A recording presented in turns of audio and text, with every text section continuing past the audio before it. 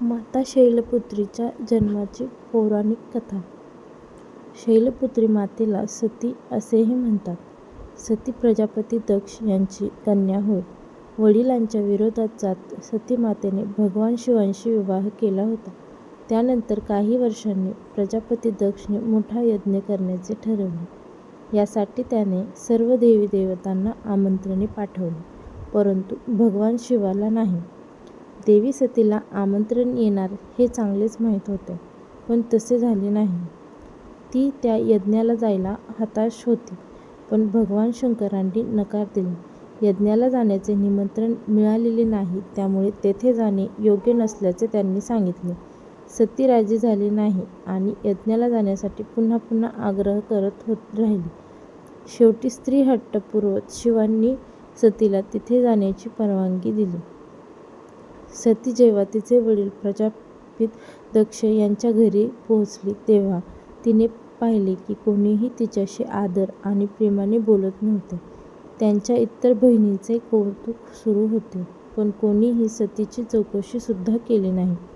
केवळ आईने सतीमातेला प्रेमाने मिठी मारली. एवढंच नाही तर सतीच्या इतर बहिणींनी सतीच्या संसाराची थट्टा केली. तसेच सतीचा पती भगवान शिव यांचाही तिरस्कार केला. खुद्द राजा दक्ष यांनीही त्यांचा अपमान करण्याची संधी सोडली नाही. हे सगळे पाहून माता सती दुःखी झाल्या. त्यांना स्वतःचा आणि भगवान शंकरांचा अपमान सहन होत नव्हता. त्यामुळेच रागाच्या भरात सतीने त्याच यज्ञाच्या अग्नीत स्वतःला झोकून देऊन आपले प्राण अर्पण केले.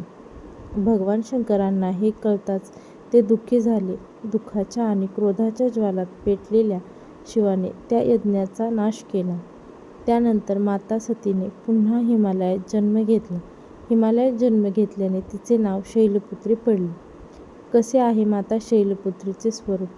माता शैलपुत्री नंदीवर स्वार होऊन संपूर्ण हिमालयावर राज्य करत आहे. हा नंदी शिवाचे रूप आहे. कठोर तपश्चर्या करणारी शैलपुत्री माता सर्व वन्य प्राण्यांची रक्षक देखील आहे. शैलपुत्री मातेच्या उजव्या हातातील त्रिशूळ आहे, जे धर्म, अर्थ आणि मोक्ष यांच्याद्वारे संतुलनाचे प्रतीक आहे. तो शैलपुत्रीचे ध्येय स्पष्टपणे प्रतिबिंबित करतो. डाव्या हातात उमललेले कमळाचे फूल आहे. माता शैलपुत्रीची पूजा कशी करावी?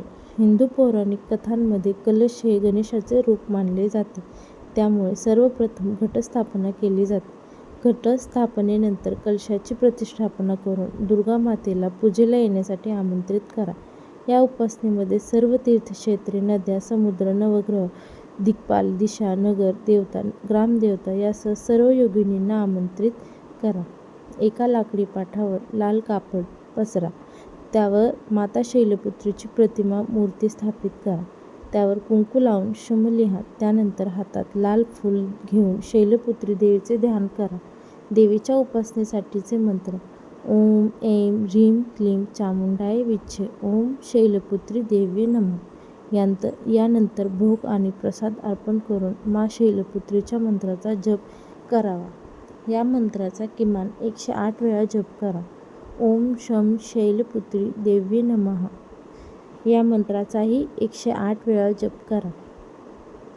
त्यानंतर मातेच्या चरणी मनोकामना व्यक्त करून आईची प्रार्थना करून भक्तिभावाने आरती करावी. मातेला कोणता नैवेद्य दाखवावा? नवरात्रीच्या पहिल्या दिवशी मातेचे पहिले रूप असलेल्या माता शैलपुत्रीची पूजा केली जाते.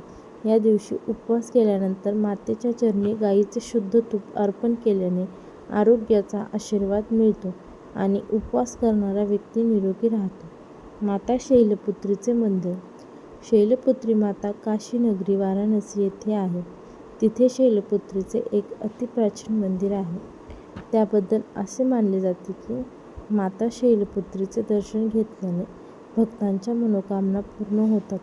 नवरात्रीच्या पहिल्या दिवशी म्हणजेच घटस्थापनेदिवशी जो भक्त मा शैलपुत्रीचे दर्शन घेतो, त्याच्या वैवाहिक जीवनातील सर्व संकटे दूर होतात, असेही म्हटले जाते.